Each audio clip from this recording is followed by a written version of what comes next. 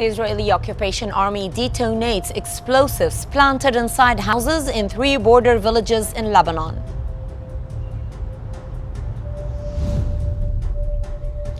Palestinian death toll surges to 43,508 and 102,684 others wounded.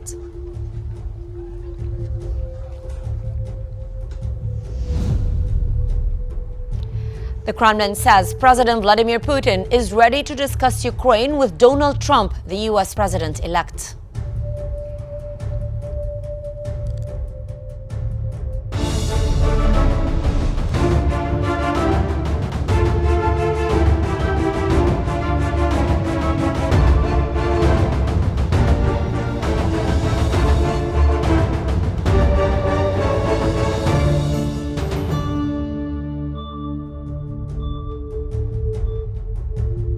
It's 4 p.m. local time, and you're watching Qnews. We begin today's bulletin with the latest developments in Lebanon.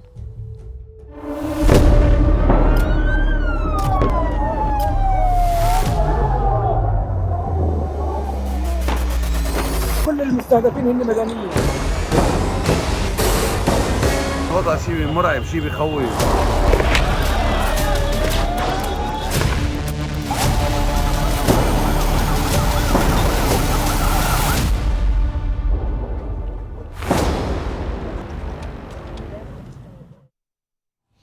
The Israeli occupation army has detonated explosives planted inside houses in 3 border villages that have been battered by the war.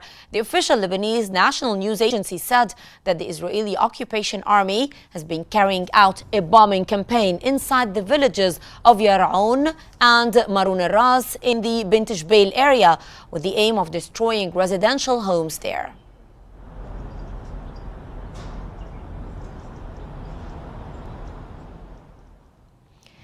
Israeli strikes have damaged roads near the Masna border crossing in Lebanon's eastern Beqa Valley, hindering the journey of Lebanese people seeking refuge in Syria. Over the past month, the main road to the Masna border crossing has been bombed twice, creating a large crater less than 3 kilometers from the Syrian border. Displaced Lebanese civilians were spotted carrying their belongings across a crater near the border.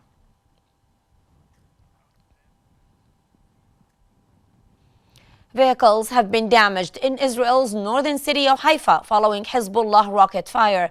The occupation military said 40 rockets crossed into Israel's north from Lebanon following the rocket sirens that sounded in the area of Nahariya, Accra, and Haifa's Bayside suburbs.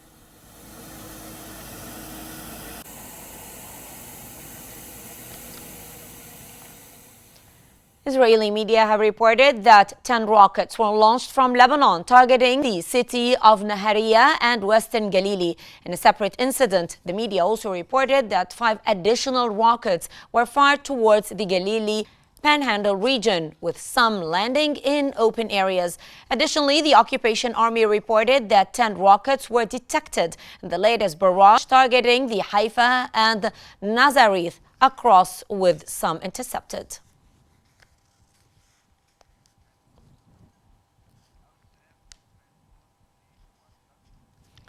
U.S. President Joe Biden is making one final push to broker peace in the Middle East, focusing on a ceasefire and a 2-state solution. But regional tensions and skepticism raise doubts about its success. U.S. President Joe Biden has geared up for one last attempt to broker peace in the Middle East, aiming to address the ongoing Israeli-Palestinian conflict and broader regional instability. However, as the conflict escalates with no signs of abating, questions arise over whether Biden's diplomatic efforts will succeed. The U.S. president plans to leverage his remaining influence to urge both Israeli and Palestinian leaders to reach a compromise, focusing on humanitarian relief, a ceasefire, and ultimately a 2-state solution.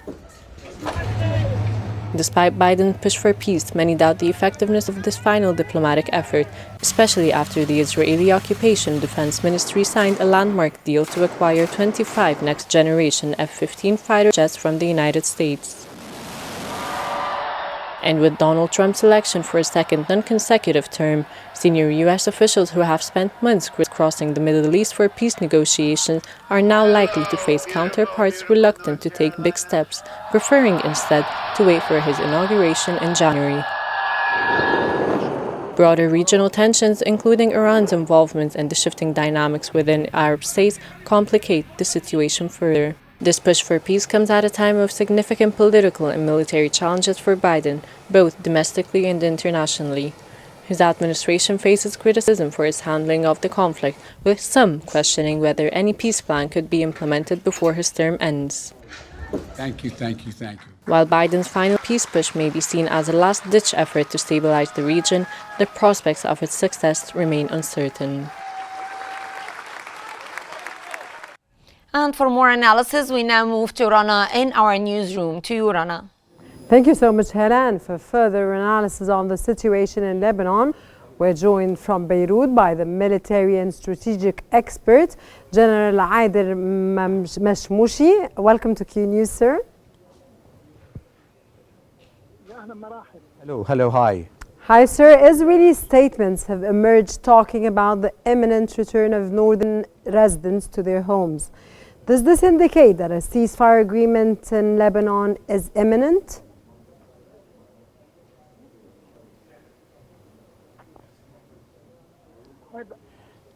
I think that this issue is quite far from happening under the current circumstances, especially before President Trump takes office in the White House. So the Prime Minister of Israel is making use of this in-between period, and there is no particular settlement of power in America in order to continue his plan for the displacement and the destruction of the infrastructure in Lebanon, especially along the Israeli-Palestinian territories. This is why there has been this bombing of the houses in the villages on the borders there. In addition, there is also some other tactics being implemented with some military element, like some of the fighters who are being targeted inside affiliated to Hezbollah, and the Israeli is attacking some logistics that is helping the Hezbollah fighters on the front by financial, logistical or ammunition. Therefore, I believe that not before 2 months that we can speak about having a sustained ceasefire in the borders. Perfect, sir. If the narrative of the Israeli Broadcasting Authority has indicated that an agreement on Lebanon is very close, is this achievable, and what are the main conditions for reaching such an agreement, putting, of course, into consideration, sir, the displacement of the people and, of course, the bombing of Lebanon, of Israel to Lebanese cities in Lebanon and all that's taking place? How is a ceasefire imminent? I believe that a ceasefire should be associated with radical and comprehensive solutions. Even the American U.S. President-elect said that. But now, if the Israelis are saying that they can return the people of the northern settlements back home, this is more of a populist propaganda inside Israel in order to get the Israeli authorities to say that achieved some security for the settlement settlers, and maybe they are about to be back to their homes. But I myself believe that this war is more helping the benefits to Israel and Iran to continue these attacks in and there, because till there is a strategic solution that is established throughout the Middle East. When we speak about such a solution, a permanent solution, the permanent solution would not be by only demolishing the capabilities of Hezbollah, military capabilities of Hezbollah, but also to cut all the supplies to Hezbollah. This is what Israel wants, and therefore there should be pressures on Iran so as Iran stops providing all the military forces that are funded and supported by Iran in Iran, Iraq, Gaza by any Iranian support. If this happens, there will be a solution. But I believe the Iranian Republic, with the ideology it has, which is the idea of expecting the revolution and one united ideological reference to the clergy of Iran, this will remain the fronts open. So there should be a diplomatic solution, because wars will bring So nothing do you see but the problem devastation. is with Iran now?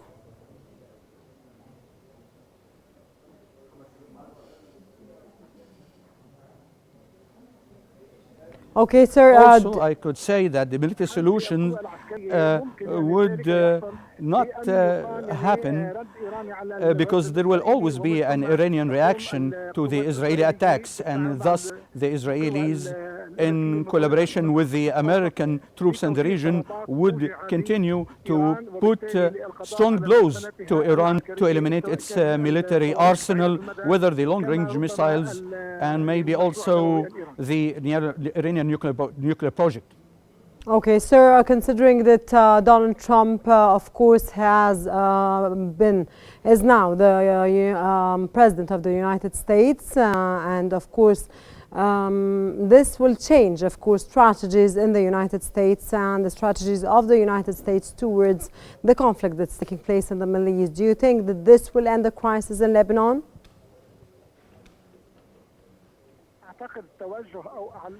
I think that the orientation or the promise made by the President-elect Trump that he will end the conflicts throughout the world, as he said, and this includes the conflict in Ukraine, between Russia and Ukraine and NATO, and the conflict in the Middle East.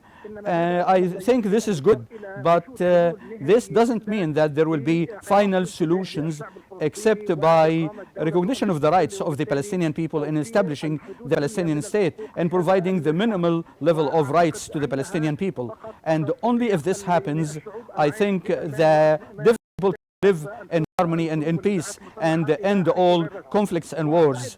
And I believe that President Trump might have an with the Russian president to give him some leverage in Ukraine in return of something he gets in the Middle East. So this might mean that Trump might put in place the agreement that he has in mind about a comprehensive agreement in the Middle East and a comprehensive solution in the Middle East in order to prevent Iran from interfering into the Arab affairs by the Shiites militant groups and stopping the exporting of Iranian revolution. And of course, this will lead to also ending the long-range military arsenal in Iran and the Iranian nuclear weapons. If this happens, peace would prevail. And I believe that this choice would be welcomed, especially only if the Palestinian people are allowed to have their own state on their land. And this will take us back to the Arab Peace Initiative that was launched in Beirut in 2002. And this leads to a two-state solution based on the international Security Council resolutions and the reference of the international agreements.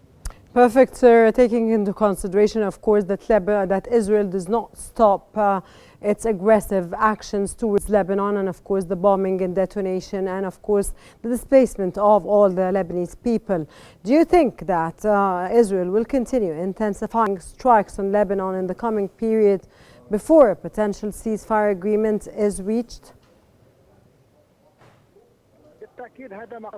So this is what I meant, and I say that for more than one reason. First, I believe that Hezbollah on the political level and military levels, it is administrated directly from Iran, and therefore we all heard some 2 days ago the Naim Qassem, the head of Hezbollah, making orders as if he gets it from Iran. And this is the situation on the front.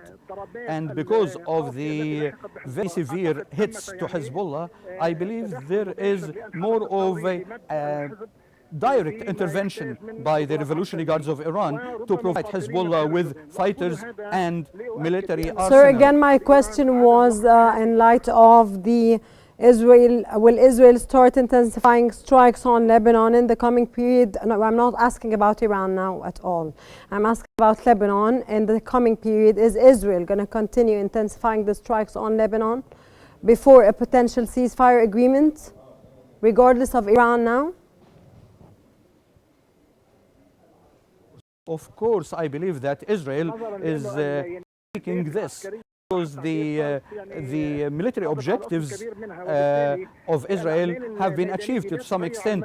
So Israel will definitely give more direct blows to the residential areas in Lebanon, like targeting the buildings of people close to Hezbollah or industrial institutions or commercial institutions, and to continue the systematic demolition of the villages in the south of Lebanon and Bekaa area. This is the hosting government of Hezbollah. And Iran will be doing this to pressure Hezbollah and to limit the supporting environment of Hezbollah. To what extent a country fragile like Lebanon and having all the social, political, and economic problems, how could Lebanon continue to sustain managing the displaced people under all these pressures? In fact, Lebanon, fortunately, has got friendships that save Lebanon to some extent from full destruction of Lebanon, especially with the Western countries like France and with the US. So we all know that the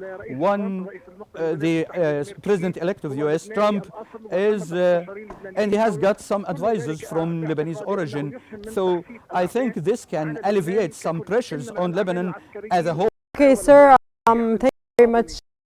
Is General Adel Mashmoushi, military strategic expert. Thank you very much for your insights, sir. Back to Hala again. Thank you very much, Rana. White House spokesperson Karen Jean-Pierre has said that Democratic U.S. President Joe Biden will continue to advance diplomatic efforts to the war in Gaza. Jean-Pierre added that Biden will continue to advance efforts to secure the release of detainees, as well as continue to seek a resolution in Lebanon before he leaves office next January. Obviously, to end the war in Gaza and secure the release of... The Turkish President Recep Tayyip Erdogan has expressed hope that U.S. President-elect Donald Trump would ask Israel to stop its attacks. Erdogan suggested that suspending military aid to Israel could be a good starting point for fostering meaningful change. Erdogan added that Trump's presidency would significantly impact the political and military balance in the Middle East. Weird, if you Şu anda will. gündemde malum Amerika var. Currently, right now, the main agenda is the election results in the United States.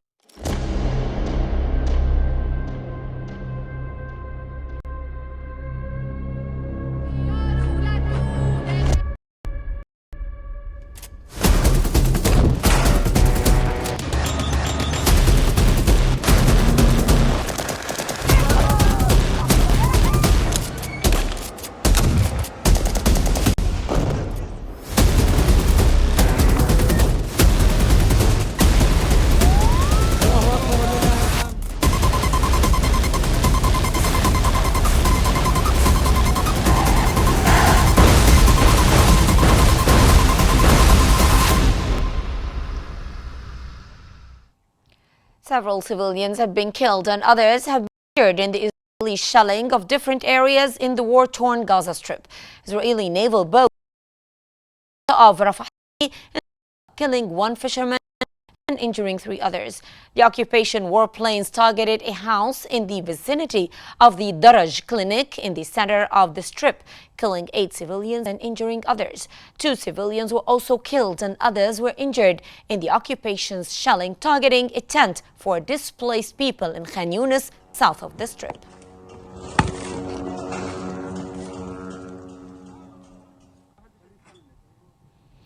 Palestinian death toll has surged to 43,508, the majority of whom are children and women, and 102,684 others have been wounded. The Israeli occupation army committed 3 massacres against families in the Gaza Strip over the past 24 hours, resulting in the killing of 39 civilians and the injury of 123 others, according to the medical sources.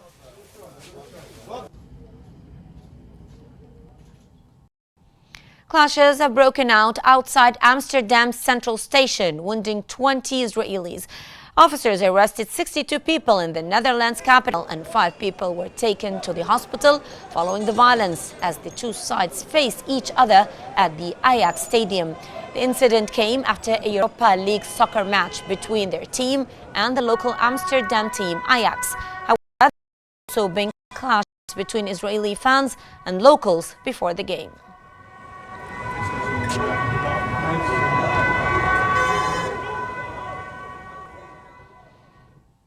U.S. Defense Secretary Lloyd Austin has said that Israel had made some progress in getting assistance into Gaza, but more efforts are needed.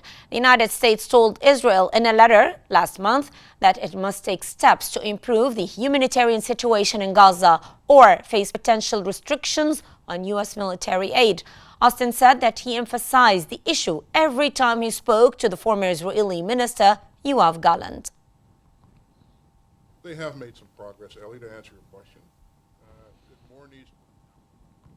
The U.S. State Department has said that the United States has had conversations with Israel about establishing the inaugural meeting of a channel for Washington to raise and discuss civilian harm incidents in Gaza. State Department spokesperson Matthew Miller stated that the first meeting has not yet taken place, but the U.S. was hoping that it would happen in the next week or two in person. The U.S. proposed a new channel to raise and discuss civilian harm incidents with Israel in a letter sent by Secretary of State Antony Blinken and Defense Secretary Lloyd Austin last month, which gave Israel a month to take steps to improve the humanitarian situation in Gaza or face potential restrictions on U.S. military aid. Also, as well, in the letter, could you give an update on the channel that the U.S. is hoping to establish with Israel on civilian harm? Let me take the second question first with respect to the channel. French Foreign Minister has abandoned his planned visit to the French-owned church compound after aimed Israeli occupation police forced their way to the compound. The French Foreign Ministry said that it would summon the Israeli ambassador in protest in the coming days. The unusual incident threatened to strain relations between Israel and France, weeks after French President Emmanuel Macron's call for an arms embargo on Israel prompted backlash from Netanyahu.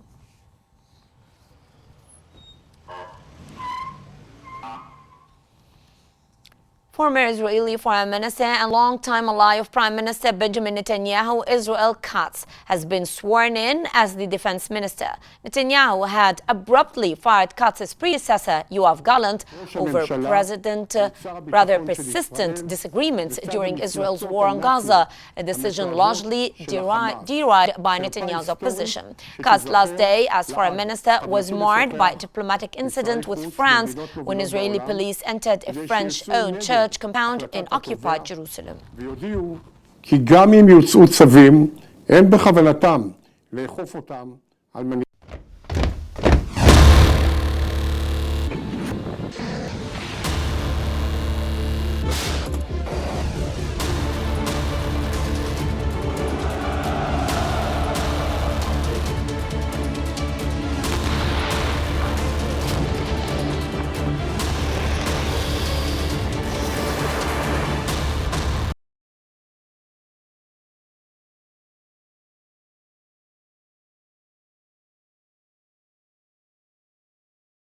Donald Trump, the U.S. president-elect.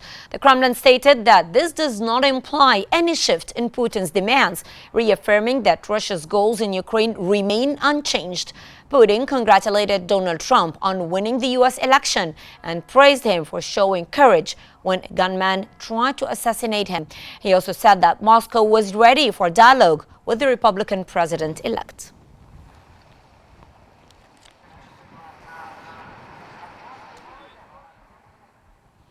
Hungarian Prime Minister Viktor Orban has said that the European Union needs to rethink its support for Ukraine following Donald Trump's U.S. election victory. Speaking before a summit of EU leaders, Orban added that Europe cannot finance the war alone. Along with the United States, the EU and its member countries are among the biggest donors of military and financial aid to Ukraine, and most EU leaders have voiced strong support for continuing on that path. nagyobb felelősséget a jövőben a saját békéért és biztonságáért. And that brings us to the end of our news bulletin. Here is what we have been covering. The Israeli occupation army detonates explosives planted inside houses in 3 border villages in Lebanon. Palestinian death toll surges to 43,508, 102,684 others wounded.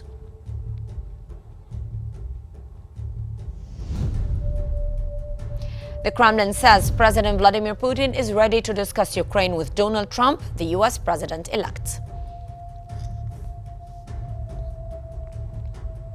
And this concludes our news bulletin for the hour. Don't forget to follow Q News on YouTube, Facebook, X, Instagram, and TikTok at Q News EG to stay informed. Thanks for watching and stay tuned for more updates here on Q News.